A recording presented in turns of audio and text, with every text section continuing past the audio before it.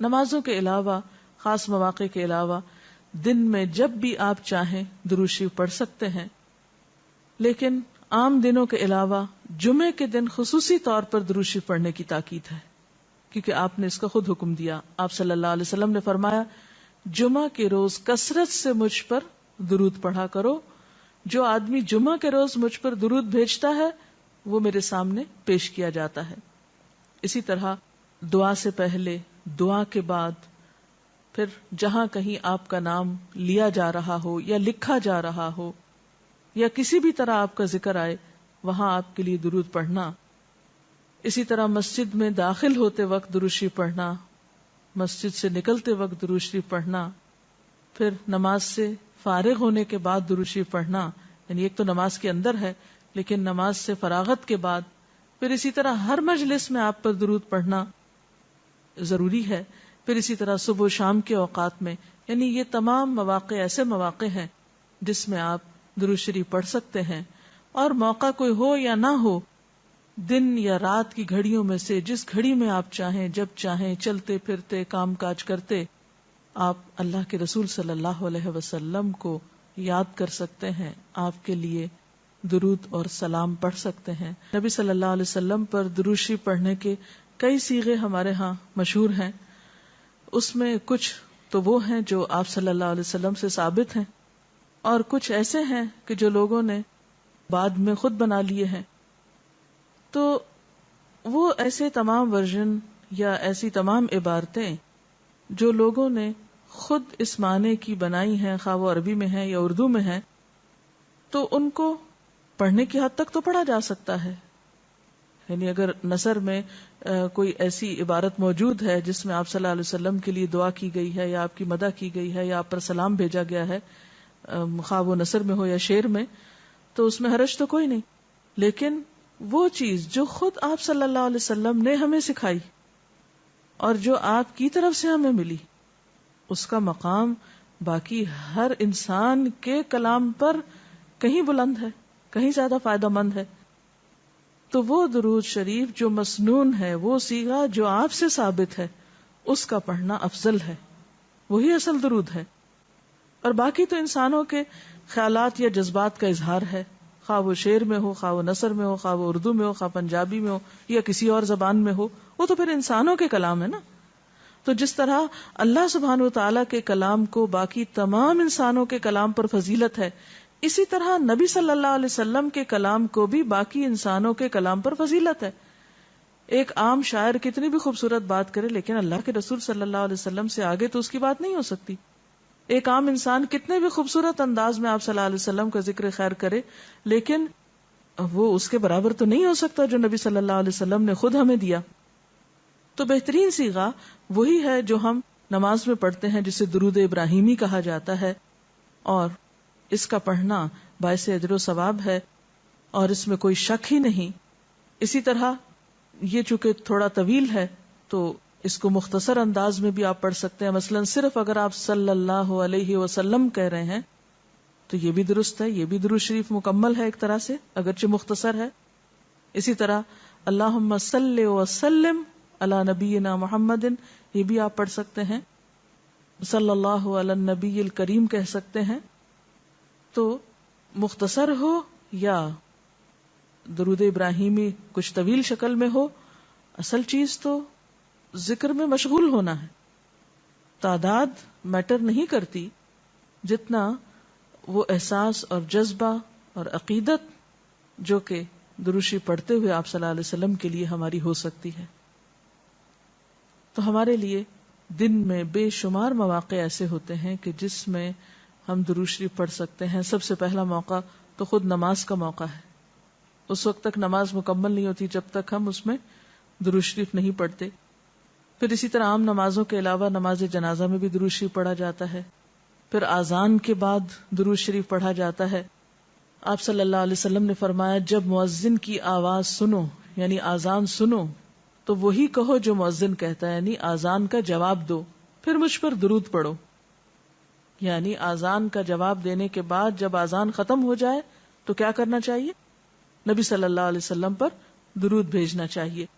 کیونکہ مجھ پر درود پڑھنے والے پر اللہ تعالیٰ 10 رحمتیں نازل فرماتا ہے. اس کے بعد میرے لیے اللہ سے وسیلہ مانگو، جو جنت میں ایک مقام ہے جو جنتیوں میں سے صرف کسی ایک ہی کو ملے گا، اور مجھے امید ہے کہ وہ جنتی میں ہی ہوں گا، یعنی آپ صلی اللہ علیہ وسلم ہی کے لیے وہ مقام ہے. اور آپ نے یہ بھی فرمایا کہ من سألی اللہ الوسیلہ، جس نے اللہ سے میرے لیے وسیلہ کی دعا کی، یعنی درود شریف کے علاوہ آت محمد الوسیلۃ دعا ہم پڑھتے ہیں، یہ دعا بھی پڑھی جانی چاہیے. تو جس نے یہ دعا پڑھی اس کے لیے میری شفاعت واجب ہو جائے گی، یعنی قیامت کے دن پھر میں اس کے لیے شفاعت کروں گا. پھر یہ کہ درود شریف نہ صرف یہ کہ دنیا میں انسان کے لیے فائدے کا باعث ہے، بلکہ آخرت میں انسان کے لیے شفاعت کا ذریعہ بھی ہے. درود شریف پڑھنے والوں کو نبی صلی اللہ علیہ وسلم کی شفاعت نصیب ہوگی. آپ نے فرمایا جس نے 10 مرتبہ صبح و شام مجھ پر درود بھیجا اسے قیامت کے دن میری شفاعت حاصل ہوگی. اب یہ کہ اگر زیادہ وقت نہ بھی ملے تو 10 دفعہ درود شریف پڑھنا آخر کیا مشکل ہے، کتنی دیر لگ جائے گی، لیکن اس کا اجر و ثواب اور اس کا فائدہ کس قدر ہے. پھر اسی طرح درود شریف دعاؤں کی قبولیت کا ذریعہ بھی بنتا ہے، یعنی اگر دعا کرنے سے پہلے درود شریف پڑھا جائے اللہ تعالیٰ کی حمد و ثنا کے بعد تو اس سے دعا کی قبولیت میں اضافہ ہوتا ہے.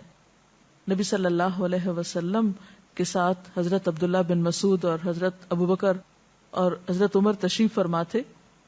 تو حضرت عبداللہ بن مسعود کہتے ہیں کہ میں نماز پڑھ رہا تھا، میں بیٹھا تو پہلے اللہ تعالیٰ کی حمد و ثنا کی، پھر آپ پر درود بھیجا، پھر اپنے لیے دعا کی.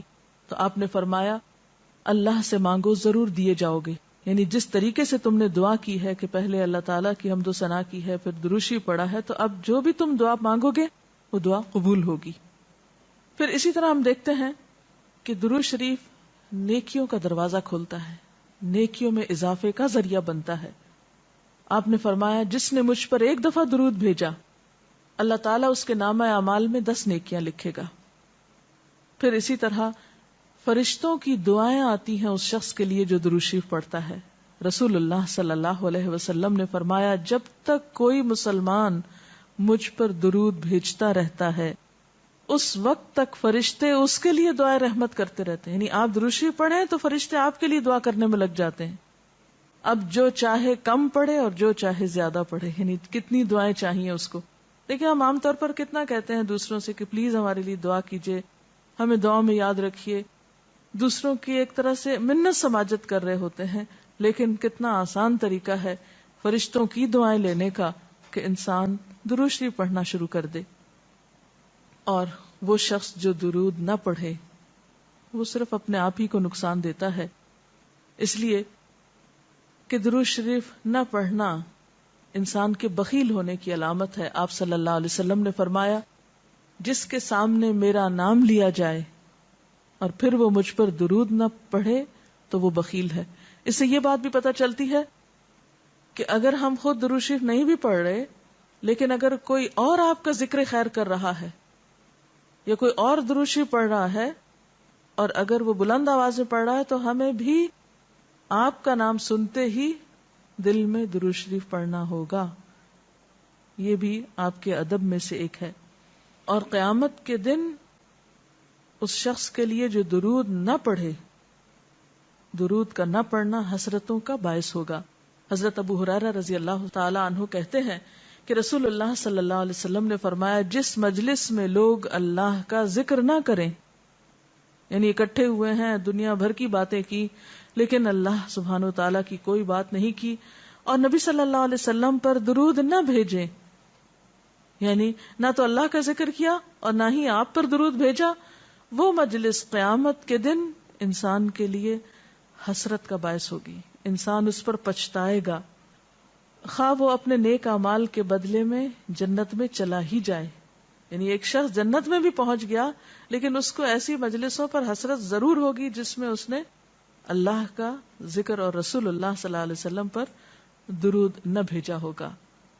اور اگر دیکھا جائے تو انسان کے اعمال میں ایسی کوتاہی اور غفلت بسا اوقات جنت سے محرومی کا سبب بھی بن جاتی ہے. آپ صلی اللہ علیہ وسلم نے فرمایا جو مجھ پر درود پڑھنا بھول گیا اس نے جنت کا رستہ کھو دیا. یعنی جس نے اتنی غفلت برتی کہ کبھی آپ کا ذکر ہی نہیں کیا اور کبھی آپ کے لیے دعا ہی نہیں کی اور کبھی آپ کے لیے درود ہی نہیں پڑھا, تو اس نے اپنے لیے کیا کمایا؟ ان اللہ وملائکتہ یصلون علی النبی یا ایھا الذین آمنوا صلوا علیہ وسلموا تسلیما, کہ اللہ اور اس کے فرشتے نبی صلی اللہ علیہ وسلم پر درود بھیجتے ہیں. اے لوگو جو ایمان لائے ہو, تم بھی ان پر درود و سلام بھیجو. تو رسول اللہ صلی اللہ علیہ وسلم کے ذکر کا, آپ کی یاد کا بہترین طریقہ آپ پر درود بھیجنا ہے, آپ کے لیے دعائے رحمت کرنا ہے. وہ عظیم ہستی جس پر اللہ رب العزت کی رحمت برستی ہے, جس کا ذکر اللہ سبحانہ و تعالی فرشتوں میں کرتے ہیں, جن پر فرشتے دعائے رحمت بھیجتے ہیں, آخر ان کا ذکر اور ان پر درود و سلام میں اور آپ کیوں نہ بھیجیں گے؟ آپ صلی اللہ علیہ وسلم پر درود بھیجنا خود ہمارے اپنے لیے باعث سعادت ہے, باعث رحمت ہے. آپ صلی اللہ علیہ وسلم اس کے محتاج نہیں. مشرق ہو یا مغرب, شمال ہو یا جنوب, دنیا کے گوشے گوشے میں آپ کا ذکر خیر ہو رہا ہے, دن رات, آذانوں میں, نمازوں میں, جہاں جہاں آپ کا نام لیا جائے. لیکن اگر ہم درود شریف پڑھتے ہیں تو اس کا فائدہ خود ہم ہی کو پہنچتا ہے, ہمارے اپنے لیے باعث رحمت ہے. تمام غموں, دکھوں, تکلیفوں, مصیبتوں اور پریشانیوں سے نکلنے کا راستہ ہے, درجات کی بلندی کا ذریعہ ہے. رسول اللہ صلی اللہ علیہ وسلم نے فرمایا, جس نے مجھ پر ایک بار درود بھیجا اللہ تعالیٰ اس پر 10 مرتبہ رحمت نازل فرمائے گا. ایک بار درود پڑھنے کا اجر و ثواب, اس کے 10 گناہ معاف فرمائے گا. یعنی صرف 10 رحمتیں نہیں, 10 گناہوں کی بخشش بھی ہوگی اور 10 درجے بلند فرمائے گا, یعنی درجات کی بلندی بھی. اسی طرح درود شریف آپ صلی اللہ علیہ وسلم سے قربت کا ذریعہ بھی ہے. حدیث پاک میں آتا ہے, قال رسول اللہ صلی اللہ علیہ وسلم اولی الناس بی یوم القیامت اکثرہم علی صلاۃ, قیامت کے روز مجھ سے سب سے زیادہ قریب لوگ وہ لوگ ہوں گے جو دنیا میں سب سے زیادہ مجھ پر درود بھیجنے والے تھے. یعنی قیامت کے دن آپ کا قرب بھی درود شریف کی وجہ سے نصیب ہوگا. پھر اسی طرح اگر انسان کوئی اور دعا نہ بھی کر سکے, غم, دکھ اور تکلیف کی حالت میں صرف درود شریف بھی پڑھتا رہے تو اسے ساری دعاؤں سے کفایت کر جائے گا.